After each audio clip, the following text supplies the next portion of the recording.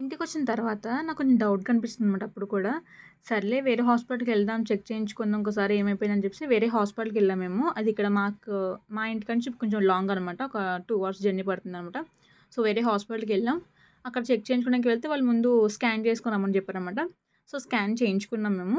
Scan చేయించుకొని ఎళ్తే వాళ్ళు కూడా అదే చెప్పారనమాట సేమ్. ఇలాగే ఉంది, షార్ట్ ఉంది.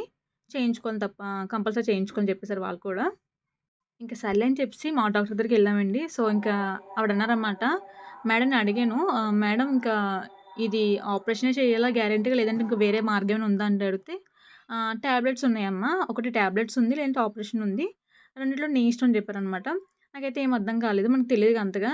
సరే మేడం మీరు చెప్పండి టాబ్లెట్స్ బెటరా? లేదంటే ఇది బెటరా? అంటే డాక్టర్ అయితే చెప్పారనమాట నాతోని. కొంచెం ఆపరేషన్ బెటర్ అమ్మా. టాబ్లెట్స్‌కి అయితే మీకు గ్యారంటీ ఇవ్వలేము అని చెప్పారు. సర్లే అని చెప్పేసి నేను కూడా ఆపరేషన్‌కి ఇంకా సర్లే అని చెప్పి కన్ఫర్మ్ అయిపోయిందండి ఆపరేషన్ అయితే. సరే నొప్పొస్తుందా ఏంటని అడిగితే, "నొప్పేం రాదు. మేము మత్తిస్తాం మీకు. నొప్పేం తెలీదని" చెప్పారు. సర్లే అని చెప్పేసి మనకి ఎంత మత్తిచ్చినా సరే మనకు భయమేస్తుంది కదా లోపల. ఇంకెప్పుడు రావాలంటే 15 డేస్ తర్వాత రమ్మన్నారు. ముందు ఎర్లీ టీఫా స్కాన్ చేయించుకోమన్నారనమాట.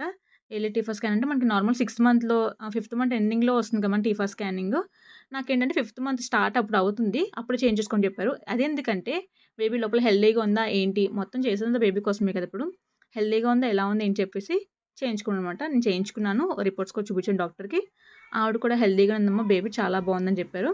ఇంకా ఆపరేషన్‌కయితే 15 డేస్ తర్వాత రమ్మని చెప్పారనమాట నన్ను. నేను కూడా ఎళ్ళాను. ఆపరేషన్ అయితే అయిపోయిందండి. ఆపరేషన్ అయిన ఒక గంట తర్వాత అనమాట నాకు. గంట, 2 గంటల తర్వాత అనమాట. చాలా నొప్పి నిజంగా అసల. ఆ నొప్పి ఎలా ఉందంటే నాకు పురిటినొప్పులు నొప్పొస్తే చూడండి ఎలా ఉంటుందో మనకు తెలుసు కదా! అలా ఉందనమాట సేమ్ నొప్పి భరించలేకపోయాను నేను.